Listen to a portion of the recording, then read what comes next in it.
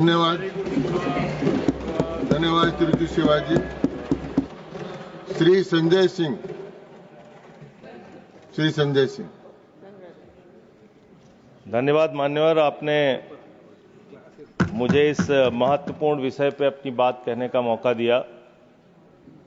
सबसे पहले मैं पहलगाम में जो निर्दोष निहत्थे लोग मारे गए, शहीद हुए, मैं उनको कहूंगा, उनको सर झुका के नमन करता हूं, श्रद्धांजलि देता हूं। ऑपरेशन सिंदूर के दौरान कश्मीर के 16 नागरिक मारे गए, जिसमें एडीसी राजकुमार थापा और 2 जुड़वा बच्चे भी मारे गए।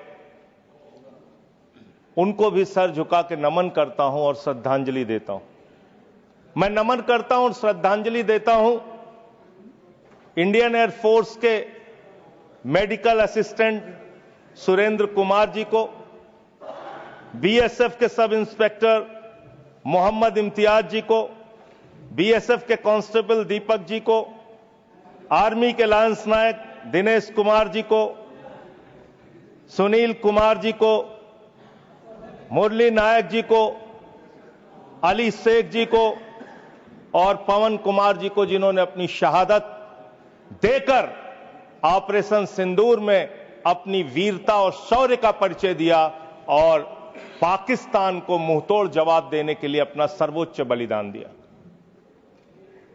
मान्यवर, कल से लेकर आज तक दोनों सदनों में सरकार की ओर से बहुत सारी बातें कही गई, अपना मुंह से खुद ही बखान किया गया। हमने ऐसा कर दिया, हमने वैसा कर दिया। हम भारत की सेना का,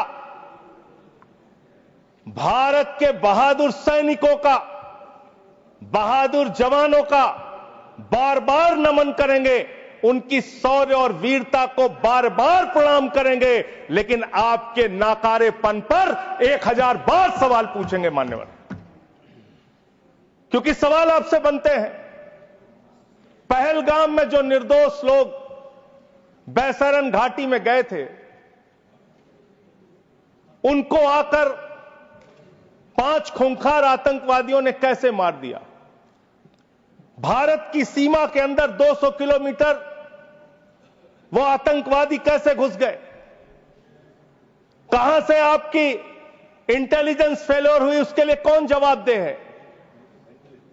और जब हम सर्वदलीय बैठक में बैठे थे, आदरणीय लीडर ऑफ अपोजिशन भी वहां पे थे, त्रुचि शिवाजी भी थे, और मान्यवर हमको बताया गया, सरकार के द्वारा बताया गया कि बैसरन घाटी में सिर्फ अमरनाथ यात्रा के 15 दिन पहले ही लोग आते हैं। ये तो पता नहीं किस गलती से होटल वालों के साथ मिलकर बैसरन घाटी को खोल दिया गया।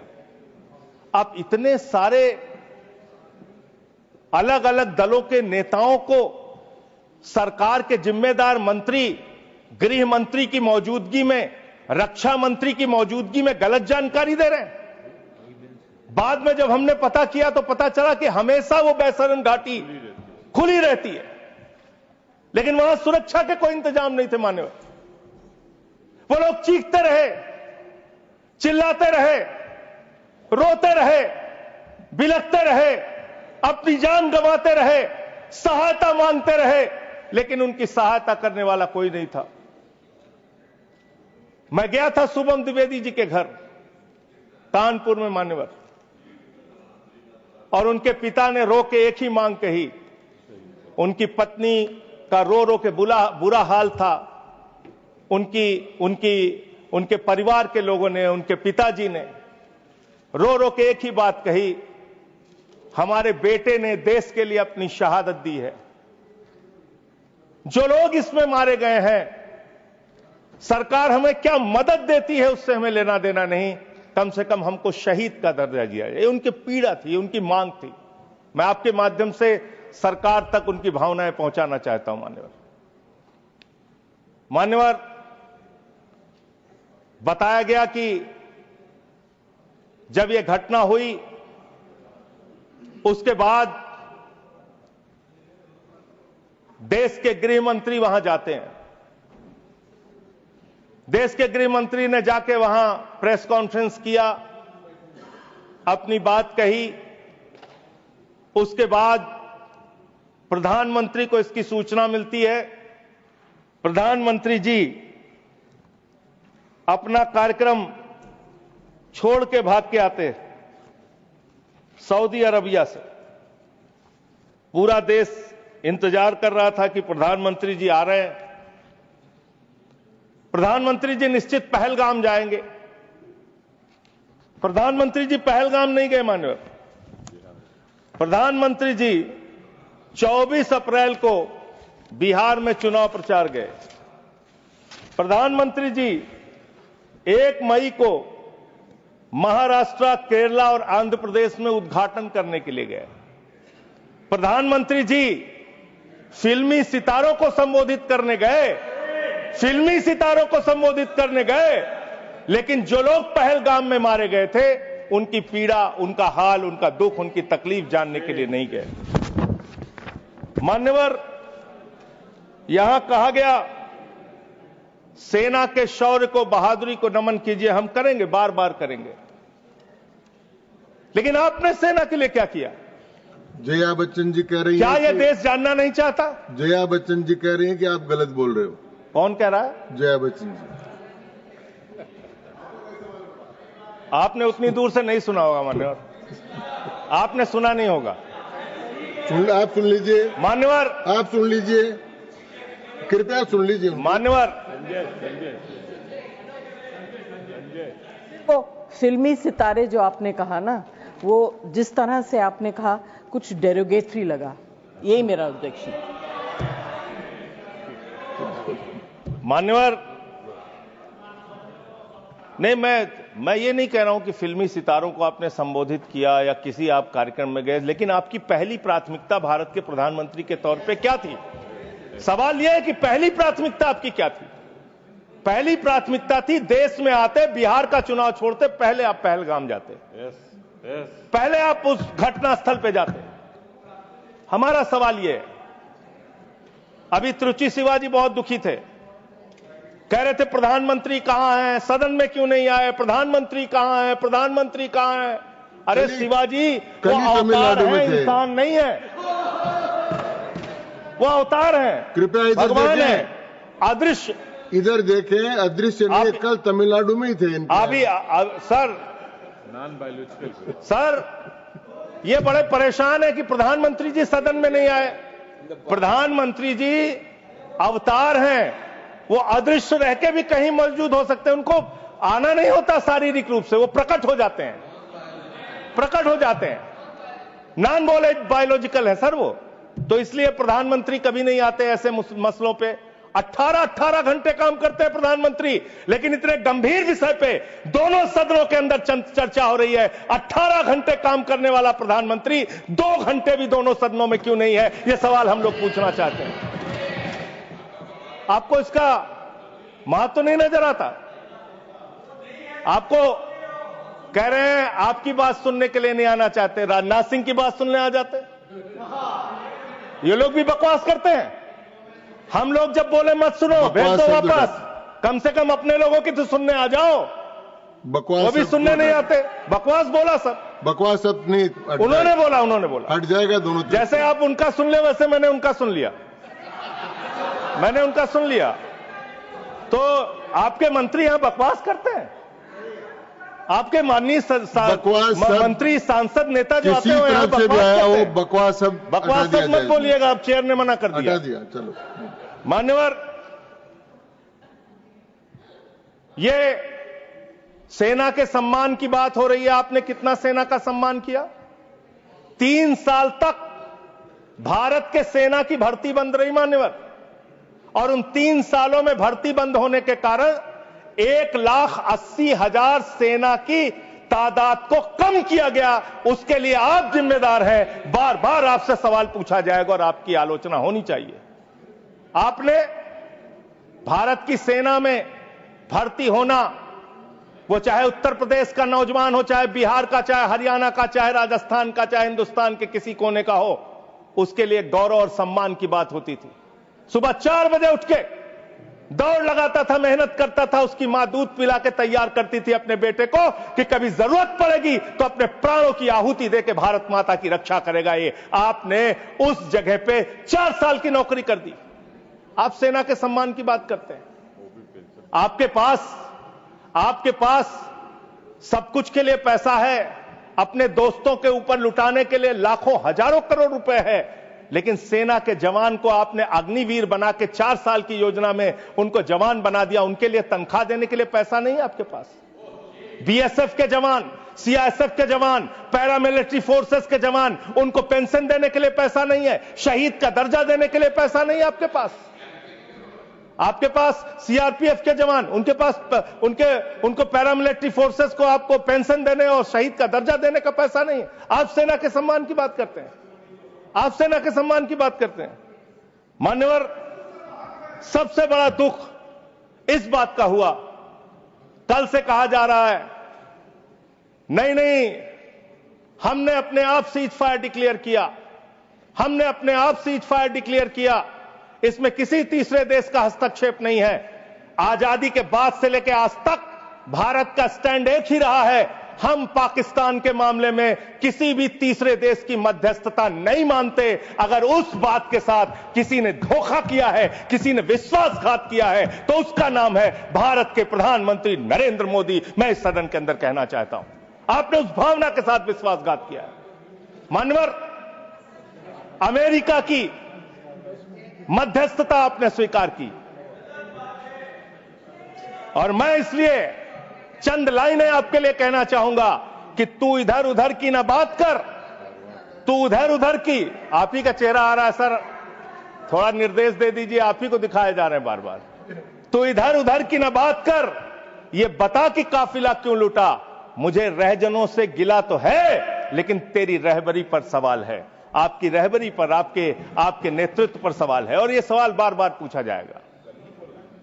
यह सवाल बार बार पूछा जाएगा। 10 मई को भारत, जो 144 करोड़ की आबादी का मुल्क है, भारत जो दुनिया का सबसे बड़ा लोकतंत्र है, भारत जो दुनिया की 5वीं बड़ी अर्थव्यवस्था है, उस भारत के मामले में सीज फायर का डिक्लेरेशन भारत की धरती से नहीं होता, अमेरिका की धरती से होता है। अमेरिका का राष्ट्रपति ट्रंप वो ट्वीट करके जानकारी देता है सीज फायर हो गया दोनों देश में, हो जाएगा। हमारी सेनाएं लड़ रही हैं, हमारी सेनाएं मैदान में हैं, और अमेरिका का राष्ट्रपति कह रहा है सीज फायर हो गया। क्या लिख रहा है वो अमेरिका का राष्ट्रपति? After a long night of talks mediated by United States, I am pleased to announce that India and Pakistan have agreed to a full and immediate ceasefire. Congratulations to both countries on using common sense and great intelligence. Thank you for attention to this matter. फिर उसके बाद उपराष्ट्रपति JD Vance, 10 मई को इनका tweet आता है, great work from president's team, specially Secretary Rubio, and my gratitude to the leaders of India and Pakistan for their hard work and willingness to engage in this ceasefire. अब जो secretary Rovio का, United state के secretary Rovio का जो tweet है, वो अगर मैं इस सदन में पढ़ दूंगा तो सरकार को बहुत शर्मिंदा होना पड़ेगा। इसलिए मैं आपको चाहता हूं कि इस पे जवाब दीजिए, जब जवाब दीजिएगा, और प्रधानमंत्री को जवाब देना चाहिए। ये 10 मई का ट्वीट है। मैं चाहूंगा सत्ता पक्ष विपक्ष पूरा सदन इसको सुने। Over the past 48 hours, vice president Vance and I have engaged with the senior Indian and Pakistani officials, including Prime Ministers Narendra Modi and Shehbaz Sharif, External Affairs Minister Subramaniam Jaishankar, Chief of Army Staff Asim Munir, and National Security Advisors Ajit Doval and Asim Malik. I am pleased to announce the governments of India and Pakistan have agreed to an immediate ceasefire and to start talks a broad set of issues at a neutral site. We commend Prime Ministers Modi and Sharif on their wisdom, prudence and statesmanship in choosing the कृपया- path of peace. कृपया sir, इनको प्रमाणित करके ये प्रमाणित कर दूंगा sir, दे प्रमाणित दूंगा करें, इसको और ये प्रमाणित प्रमाणित करें। करके दें। सर मुझे बोलने, उसके मैं बोलने दे रहा हूँ आपको। अरे सर ऐसे आप बीच बीच में बोलेंगे नहीं, तो मैं नहीं बोलता बीच में जी। आप प्रमाणित करके दे, उसके बाद इसको रिकॉर्ड में ले। हाँ, सर इसको हटा क्यों रहे हैं आप? नहीं हटा रहा हूँ, मैं ये कह रहा हूँ कि आप मैं ये कह रहा हूँ प्रमाणित कि करेंगे ये तो ये प्रोसीडिंग में जाएगा। मैं इसको दे रहा हूं सर, आपको दे दूंगा। हाँ, दीजिए। दे दूंगा सर। मान्यवर, मैं बड़ी विनम्रता पूर्वक इस सरकार से ये पूछना चाहता हूं कि ये सेक्रेटरी, यूनाइटेड स्टेट का सेक्रेटरी जो है रूबियो, वो कह रहा है 10 मई को कि पिछले 48 घंटे से प्रधानमंत्री नरेंद्र मोदी से, पाकिस्तान के प्रधानमंत्री शरीफ से, वहां के एडवाइजर आसिम मलिक से हम लोग बातचीत कर रहे थे। आसिम मलिक कौन है सर? आसिम मलिक कौन है? आसिम मलिक है आईएसआई का चीफ, जो पाकिस्तान के द्वारा प्रायोजित आतंकवाद का संरक्षक है। भारत की सरकार उससे बातचीत कर रही थी जब सेना लड़ रही थी। 8 मई को जब सेना लड़ रही थी, आप आईएसआई से बात कर रहे थे। आप आईएसआई से बात कर रहे थे। आसिम मुनीर और आसिम मलिक दोनों से आप बात कर रहे थे। आप बात कर रहे थे। आप बात कर रहे थे आईएसआई से। हमारी सेना लड़ रही थी, आप आईएसआई से बात कर रहे थे। एक मिनट, आप शरीफ से बात कर रहे थे। क्या आप पॉइंट ऑफ पाकिस्तान ऑर्डर से बात कर रहे थे। एक point of order, point of, हाँ बाबू, एक I am not Gajendra Singh ji, माननीय सभापति महोदय, गजेंद्र सिंह, रूल निवेदन है। रूल सर, रूल आपके माध्यम से माननीय संजय सिंह जी को सर, मैं नॉट निवेदन एंडिंग, सर। कर रहा हूं। एक बार वो ट्वीट को जिसको ऑथेंटिकेट करने की बात कर रहे वो थे, करी मैंने उनको। वो वापस पढ़ें और पढ़ करके हिंदी में, या तो मैं तो गांव का आदमी हूं, अंग्रेजी समझता नहीं, समझा दें कि इसमें कहां इंटरप्रिटेशन है कि भारत सरकार बात कर रही थी उससे। फिर से पढ़ देता हूं। अपनी कन्वीनियंस मैं में फिर से इंटरप्रेट क्यों कर रहे हैं साहब? फिर से पढ़ देता हूं सर। मैं मंत्री जी की मांग का समर्थन करता हूं। भाई मैंने मंत्री जी की मांग का समर्थन करता हूं। मैं फिर से पढ़ रहा हूं। ये 10 मई का ट्वीट है। मैं मंत्री जी की मांग का समर्थन करते हुए फिर से पढ़ रहा हूं। देखिए, नियमों में ओवर द पास्ट माननीय 48 संजय आवर्स, सिंह जी सुनिए, नियमों में बहुत स्पष्ट प्रावधान है कि हम किसी भी विदेशी राष्ट्रपति का, विदेश मंत्री का, किसी मंत्री का हम उल्लेख नहीं करेंगे। क्यों? लेकिन यहां किसका उल्लेख नहीं हुआ लेकिन सर? मैंने आपको एक मिनट से, आप चेयरमैन की रूलिंग है, सब सारी चीजों पे हम बोल सकते हैं मेरी सर। बात तो सुनिए, और हम क्रिटिसाइज तो पहले कर नहीं मेरी रहे। बात सुन लीजिए प्लीज। हमें जानकारी दे रहे हैं सदन को। मैंने आपको कह दिया कि आप ऑथेंटिकेट करके इसको दे दीजिए। नहीं, वो हिंदी में चाह रहे हैं सर। चलिए, वो हिंदी में चाह रहे हैं और मैं पढ़ दे रहा हूं सर इसको। आप अंग्रेजी में दे दो। हाँ, नहीं हिंदी में ही चाह रहा हूं, हिंदी में। ओवर द पास्ट 48 आवर्स, पिछले 48 घंटे में उपराष्ट्रपति Vance and I have engaged with senior Indian and Pakistani officials. तो इसमें प्रधानमंत्री मैं और सुन तो, अरे सुनिए तो भाई, नाम सुनिए सर, नाम सुनिए। Officials including prime ministers Narendra Modi and Shahbaz Sharif, external affairs minister Subrahmanyam Jaishankar, chief of army staff Asim Munir and national security advisers Ajit Doval and Asim Malik. Asim Malik ISI का प्रमुख है। आसिम मलिक आईएसआई का प्रमुख है। आपकी सरकार आसिम मलिक से कैसे बात कर रही थी? जो आतंकवाद को जन्म देते हैं, आप उनसे बात करते हैं। और वाइस प्रेसिडेंट बेंच ने की है, और फिर तो मोदी जी ने बात की, डिस्टर्ब या करेंगे, डोभाल ठीक साहब बात ने नहीं। बात की। ये सर, तो ये ठीक बात नहीं है। जबरदस्ती सर, झूठा ऐसे डिस्टर्ब दोषारोपण करेंगे, करना ठीक नहीं है चाहते हैं सर। मैंने अपनी व्यवस्था दे दी। सर ये झूठा शब्द बोल रहे हैं। इनको झूठा शब्द तो नहीं आएगा। इनको आप आगे बढ़िए, आगे बढ़िए। सर इसके बारे में मैंने व्यवस्था दे चुका। सर मान्यवर, 10 मई को, मदन जी कृपया बैठ जाए। 10 मई को ये सीज फायर की डिक्लेरेशन होती है। 5 जून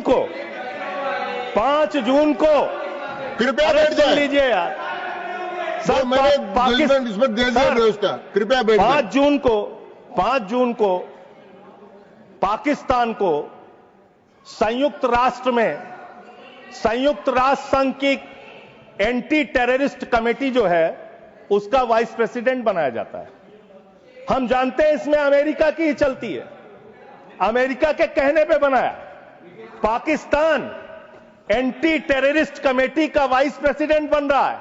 वो पाकिस्तान जिसने 10 साल तक ओसामा बिन लादेन को अपने घर में छिपा के रखा, वो पाकिस्तान जहां मसूद अजहर है, वो पाकिस्तान जहां हाफिज सईद है, वो पाकिस्तान जिसने ताज पे हमला किया मुंबई में, वो पाकिस्तान जिसने संसद पे हमला किया, वो पाकिस्तान जिसने अक्षरधाम किया, वो पाकिस्तान जिसने उड़ी किया, वो पाकिस्तान जिसने पुलवामा किया, वो पाकिस्तान जिसने लाल किले पे हमला किया, वो पाकिस्तान जो हिंदुस्तान में आतंकवाद फैलाता है, पहलगाम की घटना को अंजाम देता है। आप कह रहे हैं वो पाकिस्तान आपसे गिड़गिड़ाया, आप मान गए। अरे मान्यवर, वो हमारी बहनें भी तो गिड़गिड़ा रही थी, वो आतंकवादी तो नहीं माने, आप कैसे मान गए? वो बहनें भी तो गिड़गिड़ा रही थी मान्यवर, वो भी तो कह रही थी आतंकवादियों के सामने कि मत मारो मेरे पति को, मत मारो, लेकिन मारा उन्होंने। आप कह रहे पाकिस्तान का डीजीएमओ बात कर गया, पाकिस्तान के डीजीएमओ ने कह दिया कि अब हम आगे कोई घटना नहीं करेंगे। आप मान गए उनकी बात? जिन्होंने संसद पे हमला किया, जिन्होंने लाल किले पे हमला किया, जिन्होंने मुंबई के ताज पे हमला किया, जिन्होंने अक्षरधाम पे हमला किया, जिन्होंने पहलगाम किया, जिन्होंने उड़ी किया, आप उनकी बात मान गए? पुलवामा किया, और पुलवामा मान्यवर, आप सेना के सम्मान की बात करते हैं मान्यवर। 19 जून को अमेरिका ट्रंप के लिए प्रचार करने मैं नहीं गया था मान्यवर, ट्रंप के लिए प्रचार करने महामानव गए थे, मैं नहीं गया था। अब की बार ट्रंप सरकार उन्होंने नारा दिया था मान्यवर। और ये 19 जून को क्या किया? उस ट्रंप ने 19 जून को क्या किया? 19 जून को उसने आसिम मुनीर को बुलाया, पाकिस्तान का आर्मी चीफ, उसको बुलाया सेना का, और उसको बुला के बंद कमरे में लंच कराया। लंच कराने के बाद नहारी खिलाया, हो सकता है नहारी खिलाया हो। और लंच कराने के बाद जब दोनों लोग निकले तो उस लंच में पता चला कि वो आसिम मलिक भी था, आईएसआई का प्रमुख जो था सर, वो भी था बातचीत में। जो इंडिया के अंदर जो आईएसआई आतंकवाद की घटनाएं देता है, जब को अंजाम देता है, वो भी था। तो जब उससे पूछा गया ट्रंप से what he wanted to achieve from meeting mister Munir, the US president said, well I stop the war, I love Pakistan, I love Pakistan. ये ट्रंप बोल रहा है। मोदी का दोस्त सर बार बार आप ही आ जा रहे हैं, मना कर दीजिए, ऐसे क्यों कर रहे हैं? बार बार आप ही आ रहे हैं। आई लव पाकिस्तान, ऐसे स्ट्रेटेजिक खेल मत खेलिए सर। आई लव पाकिस्तान कह रहा है ट्रंप।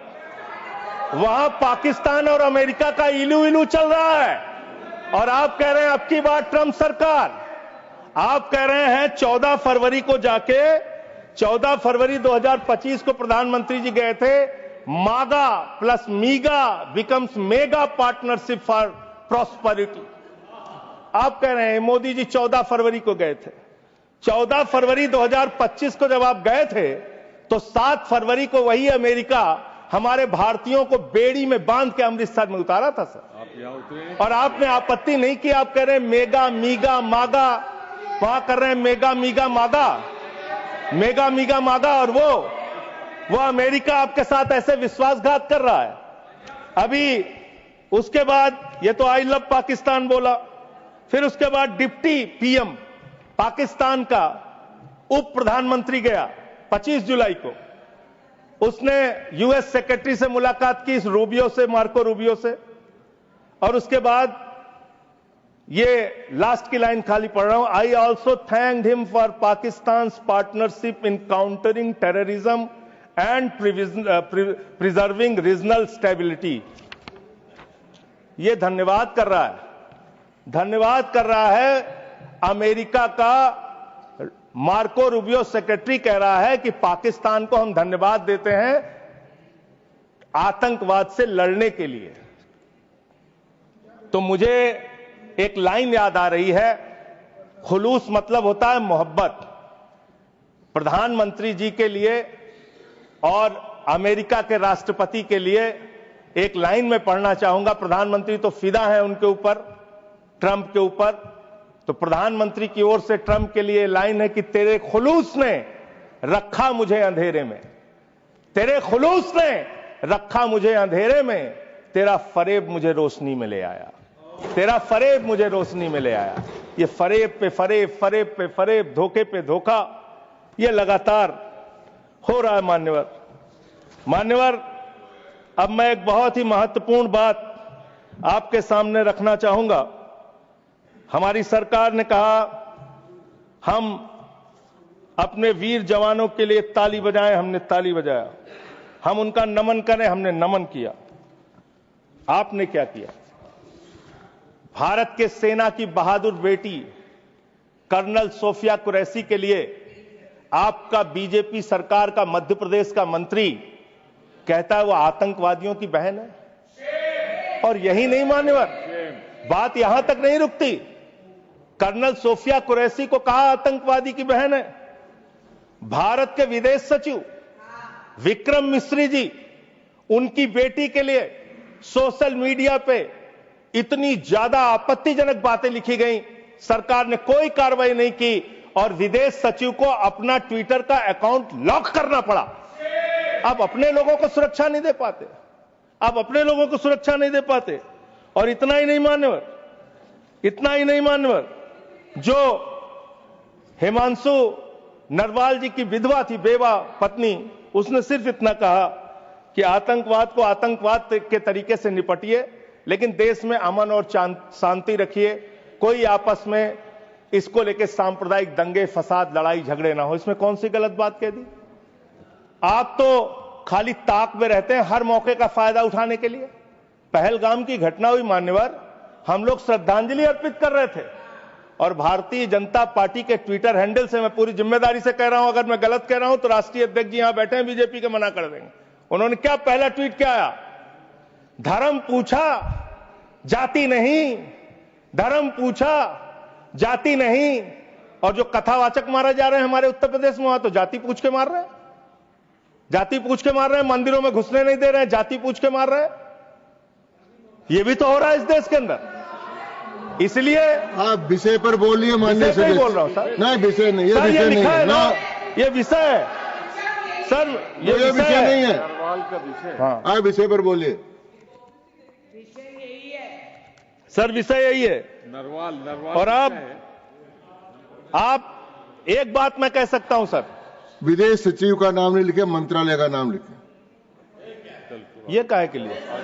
ये है सर, हम ऑफिसर्स, अच्छा चलिए ठीक, जो आपको ठीक लगे सर, जैसे आपने ऑफिसर्स का नाम सर, नहीं ले सकते। नो, चलिए सर, नो सर, वैसे मैं एक बात कह सकता हूं और सरकार को इसको ध्यान देना चाहिए सर। मैं बड़ी गंभीरता से इस बात को कह रहा हूं। आप गोदी मीडिया से अपनी चाटुकारिता दिन रात करवाना चाहते हैं, करवाइए, कोई हमें दिक्कत नहीं है, वो लोग करेंगे ही। लेकिन जब युद्ध का समय है, लड़ाई का वक्त है, इतने गंभीर समय में है, ऐसे समय में आप ऐसे समय में झूठी खबरें वहां पे चलवा रहे हैं, झूठी खबरें चलवा रहे हैं। लाहौर में घुस गए, इस्लामाबाद में घुस गए, यहां कराची में कब्जा हो गया, रावलपिंडी में कब्जा हो गया। अरे भाई, ऐसे वक्त में हमारी सेनाएं लड़ रही होती हैं, उनको सही जानकारी सारी चीजों की होती है, परिस्थितियों का। आप उनके जीवन को संकट में डाल रहे हैं। कौन कहां लड़ रहा है, किस पोजीशन पे है, आप दुनिया भर की जो भी मन हो रहा खबरें चलाए जा रहे हैं मीडिया पे, तो इस पर भी रोक लगनी चाहिए। तीसरी बात, यहां पे चाइना की भी बात हुई। चाइना ने पूरी तरीके से पाकिस्तान का साथ दिया, पूरी तरीके से मिसाइल दिया, लड़ाई में हर तरीके से उनका साथ दिया, हर तरीके से पाकिस्तान का साथ देने का काम चीन ने किया, हर तरीके से पाकिस्तान का साथ देने का काम अमेरिका ने किया। और आप क्या कर रहे हैं चीन के साथ? मैंने कल देखा, मैंने सोचा मान्यवर कि चलिए इसी को देखते हैं। गलवान घाटी में जब हमारे जवान शहीद हुए, उसके बाद हमने चीन से अपने कैसे रिश्ते किए, आपने क्या किया, यह पूरे देश को जानना चाहिए और खास तौर से आपके समर्थकों को।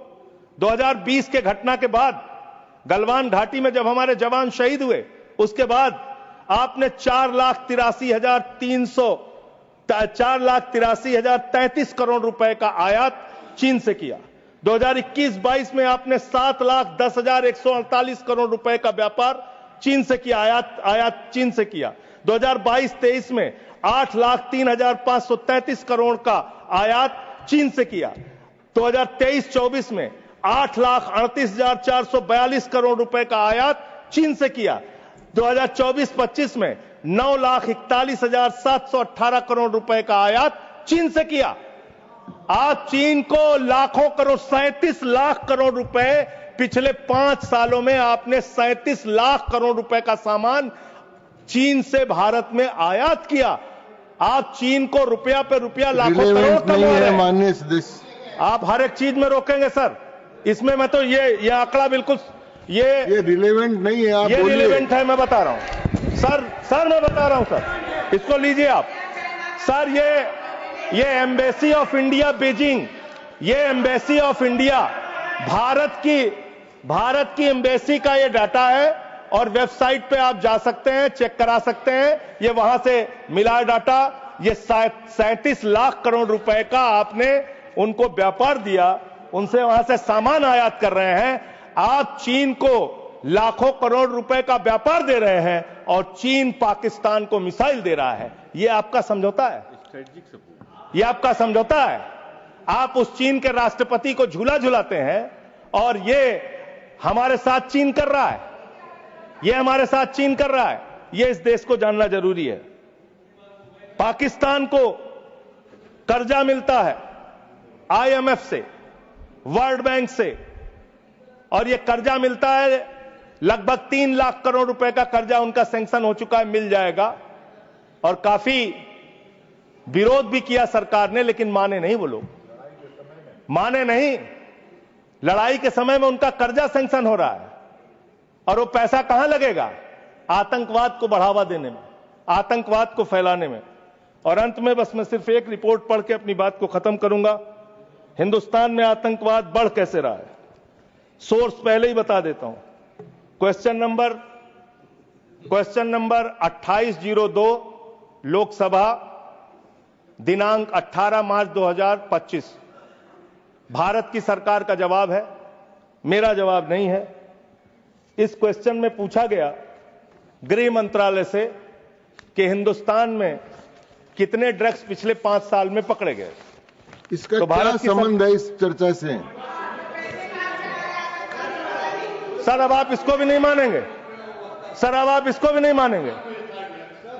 इस चर्चा से मतलब ये जो ऑथेंटिक डॉक्यूमेंट है इसको भी आप मानेंगे नहीं? डॉक्यूमेंट का नहीं है, जिस विषय पर तो मुझे आप कंटिन्यू कर चर्चा, मैं समझा रहा हूं सर, संबंध नहीं है। सर ये ड्रग्स का पैसा आतंकवाद में लग रहा है, ये ड्रग्स का पैसा आतंकवाद में लग रहा है। मैं नहीं कह रहा हूं, सरकार कह रही है। ये तो सुन लीजिए, सरकार कह रही है सर, मैं नहीं कह रहा हूं। पूरी बात ही आप नहीं सुनते सर। पूछा गया पिछले 5 साल में कहां कहां कितना मिला, तो बताया कि एक अडानी का पोर्ट है मुंड्रा में, वहां 260 करोड़ रुपए की ड्रग्स पकड़ी गई। फिर बताया अडानी का पोर्ट, ये तारीख है 26 मई 2022। फिर एक अडानी के पोर्ट पे ही 11/7/2 बता रहा हूं संबंध भैया, अगर नहीं संबंध बताऊंगा तो मुझे मेरी राज्यसभा से सदस्यता खत्म कर देना। मैं कह रहा हूं आप इधर ही करो जी, उधर किस लिए कर रहे हो? हाँ, तो ऐसे टिक्का टिप्पणी ना करें। अडानी पोर्ट पर हीरोइन पकड़ी गई 150 करोड़ रुपए। तो अडानी ने पकड़ा ही ना। अरे सुन तो लीजिए सर, सुन ले। काहे अडानी का नाम सुन के काहे ऐसे विचलित हो जाते हैं सब लोग? अडानी का नाम सुन के क्यों ऐसे विचलित हो जाते हैं अडानी का नाम सुन के सर? और ये जो पकड़ा गया, तो तो जिसमें जो लोग गिरफ्तार हुए, इसका भारत की सरकार ने अपोज किया, करना भी चाहिए। एनआईए ने किया, संजय सिंह ने नहीं किया, एनआईए ने, करना चाहिए, किया इन्होंने। और जब विरोध किया तो एएसजी महोदय ने सुप्रीम कोर्ट में कहा, एनआईए ने सुप्रीम कोर्ट में कहा, अडानी के पोर्ट से 21,000 करोड़ रुपए की ड्रग्स पकड़ी गई है जो आतंकवाद में लगती है। यह है सर, यह सारा पेपर मैं आपको दे रहा हूं।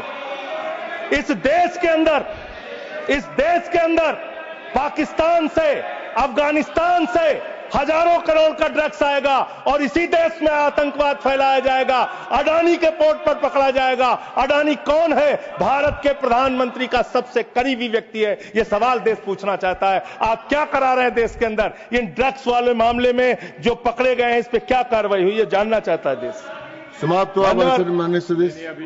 मान्यवर, अभी बहुत समय है सर, 35 मिनट समय है। 35 मान्यवर, 35 मिनट समय। मान्यवर, मैं अंत में एक ही बात कहना चाहता हूं। आपने कहा कि इस मामले में राजनीति नहीं होनी चाहिए। राजनीति करता कौन है?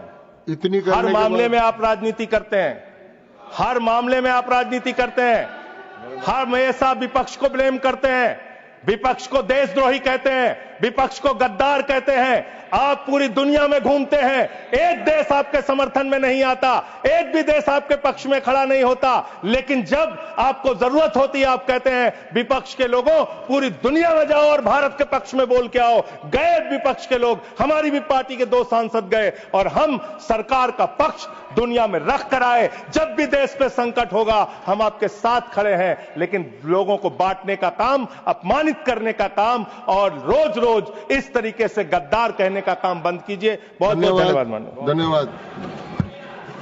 Shri येरम Venkat Subba Reddy. Shri येरम Venkat Subba Reddy. Yes, sir. Thank you, Vice Chairman, sir, for giving me this opportunity to